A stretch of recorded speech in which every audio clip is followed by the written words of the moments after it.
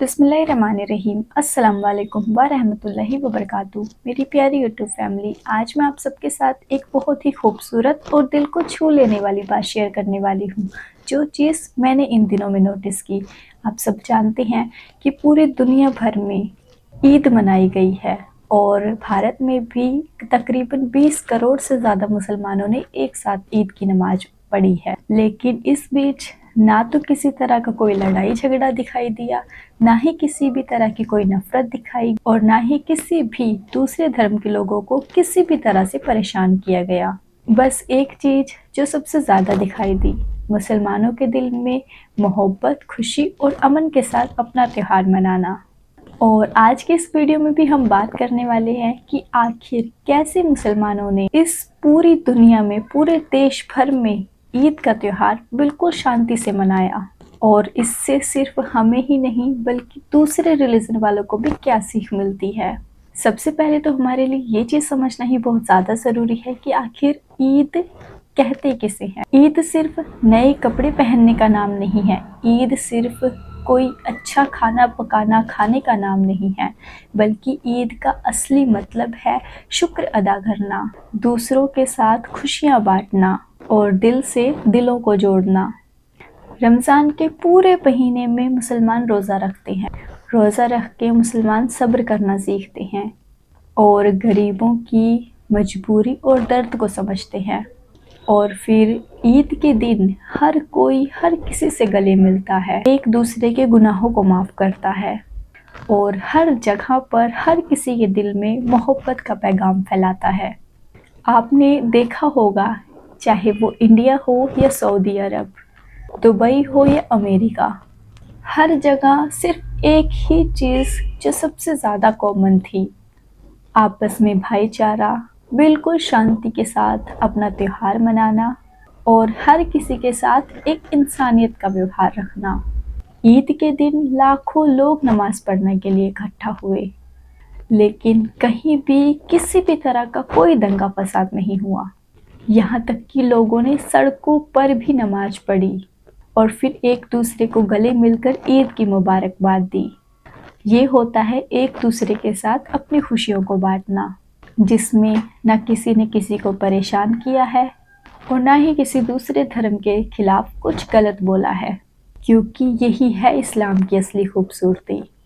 बेशक इस्लाम हमें सिखाता है हमेशा एक दूसरे का सम्मान करो और किसी को भी, चाहे वो किसी दूसरे ही रिलीजन का क्यों ना हो, किसी को भी किसी भी तरह की तकलीफ मत दो, क्योंकि अमन और इंसानियत सबसे ऊपर है।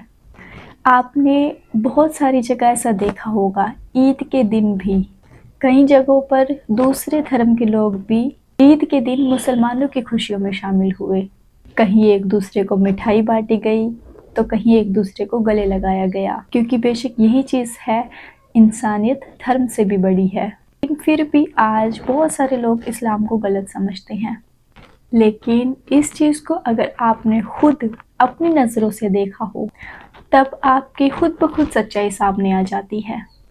क्योंकि अगर इस्लाम गलत होता, अगर मुसलमान गलत होते, तो दुनिया भर में इतनी बड़ी पॉपुलेशन अपना त्यौहार इतनी शांति से नहीं मना सकती।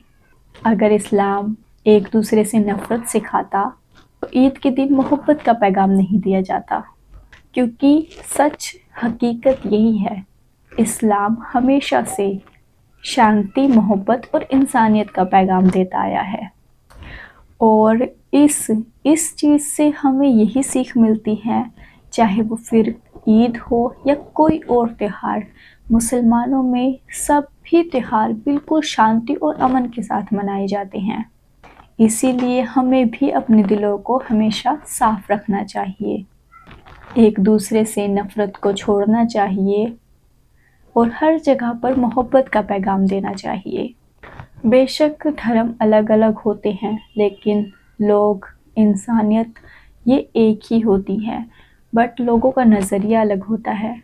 मैं आज आप सबसे ये चीज़ इसीलिए भी बोल रही हूँ क्योंकि ये चीज़ मैंने खुद नोटिस की है। इस्लाम के कंपैरिजन में जो दूसरे रिलीजन के त्यौहार होते हैं, लोग होते हैं, वो जैसे कि रिसेंट में ही होली का त्यौहार गया है, आपने भी उत्तम नगर की जो घटना देखी होगी।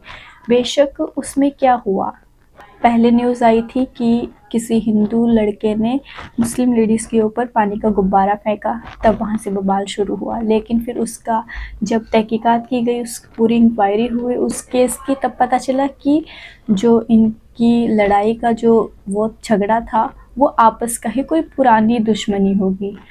लेकिन इस बीच में पूरे इस्लाम को, पूरे मुसलमानों को टारगेट किया गया। और इसी तरह की एक और न्यूज़ मैंने देखी थी, जैसे कि होली के दिन एक दलित समाज से व्यक्ति था, उसने ब्राह्मण समाज के एक व्यक्ति को सिर्फ होली विश किया था।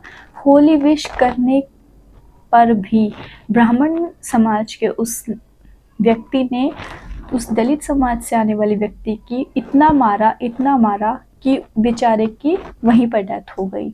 अब जैसे कि मैंने कल ही रिसेंट में एक रिपोर्ट देखी थी, न्यूज़ देखी थी, मथुरा में एक फरसा नाम से बाबा को जाना जाता है, उनकी अभी रिसेंट में डेथ हो गई है। लेकिन उनकी डेथ का जो रीज़न निकल कर आया है, जो पुलिस ने रिपोर्ट दी है अभी, वो ये है जैसे कि सुबह का मौसम था, बिल्कुल कोहरा होता है सुबह सुबह। वो जो फरसा वाले बाबा थे वो एक ट्रक का पीछा कर रहे थे। उनको ये था कि उस ट्रक में गोश्त सप्लाई किया जा रहा है, तो फिर उन्होंने उस ट्रक को रुकवाया और उस ट्रक को रुकवा के उसकी चेकिंग कर रहे थे। इतने में ही पीछे से एक और ट्रक आया जिसमें तारे वगैरह भरी हुई थी। उस ट्रक को धुंध में, कोहरे में दिखा नहीं होगा कुछ, उसकी टक्कर लगी, जिसकी वजह से उस बाबा की वहीं पर डेथ हो गई। और जो ट्रक था जिसकी वो बाबा चेकिंग कर रहे थे, उसमें भी परचून का सामान मिला है कि दुकान पे खाने पीने की चीज़ें होती हैं, वो उससे भरा हुआ ट्रक था। इस ट्रक से उनका एक्सीडेंट हुआ, उसमें तारे वगैरह थी, बिजली की होती है। और सिर्फ वहाँ पर उस बाबा की ही डेथ नहीं हुई, बल्कि जो दूसरा ट्रक था जिससे बाबा का एक्सीडेंट हुआ, उस ट्रक वाले ड्राइवर को भी दूसरे गोरक्षक वाले लोगों ने इतना मारा कि उनकी भी हॉस्पिटल में डेथ हो गई। और बताया गया है ये जो ड्राइवर था ये भी बेचारा हिंदू ही था। अब आपने एक चीज़ देखी होगी कि ये सब हिंदू ही थे, लेकिन नफ़रत फैलाने के लिए इस चीज़ को टारगेट किया गया है कि जो ट्रक था जिसका वो फरसा वाले बाबा उसको रोककर चेकिंग कर रहे थे, उसमें गोश्त था, लेकिन उसमें गोश्त नहीं निकला। पुलिस ने ये खुद रिपोर्ट दी है कि वो परचून का सामान था, उसमें खाने पीने वाली चीज़ों को। जब पुलिस ने इस चीज़ को क्लियर कर दिया, उसके बावजूद जो ये गोरक्षक वाले लोग थे हिंदू समाज के, उन्होंने पुलिस को भी नहीं छोड़ा, पुलिस पर भी पथरावबाजी की है। इसी के बाद जैसे पुलिस ने तुरंत एक्शन लिया और जितने भी थे वहाँ पर को अरेस्ट किया। 2-3 नाम जैसे कि एक ये दक्ष चौधरी का लिया जाता है, अंकुर राणा ऐसा कुछ लिया जाता है, इन सब पर भी एफआईआर हुई है। बट वही चीज़ है, ऐसे हिंदू लोगों को एफआईआर तो दर्ज कर देते हैं, बट ऐसे उसमें कहीं पर भी ऐसा एक्शन नहीं लिया जाता जैसे कि मुसलमानों के साथ तुरंत एक्शन लेते हैं, तुरंत एनकाउंटर कर देते हैं।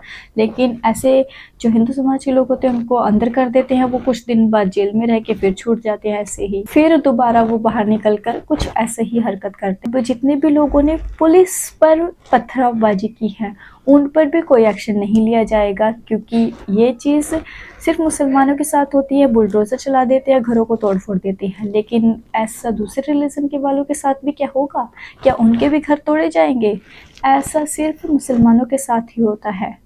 मैं सिर्फ इतना ही कहना चाहूँगी कि कानून सबके लिए एक समान होना चाहिए। अगर मुस्लिम पक्ष के साथ इतना बुरा सलूक किया जा रहा है, तो वहीं पर अगर हिंदू रिलीजन के कुछ गलत कर रहे हैं तो उनके साथ भी वैसा ही होना चाहिए, ताकि वो दोबारा ऐसी हरकत करने के लिए ना कदम उठाएं। लेकिन ये जो ईद का त्यौहार गया है, इसमें जो लाखों करोड़ों मुसलमानों ने एक साथ बिल्कुल शांति के साथ अपना त्यौहार मनाया है, बिना किसी को लड़ाई झगड़े, बिना कोई दंगे फसाद के, बिना किसी से किसी भी तरह की नफरत के, इससे हमें एक ही चीज़ सीखने को मिलती है, सिर्फ एक दूसरे से मोहब्बत का पैगाम रखना। और मुसलमान हमेशा से अब तक शांति और अमन के साथ अपना त्यौहार मनाते आए हैं। मेरा इस वीडियो को बनाने का मकसद सिर्फ इतना ही है ताकि लोगों को इस्लाम की खूबसूरती और इंसानियत और हकीकत पता चले।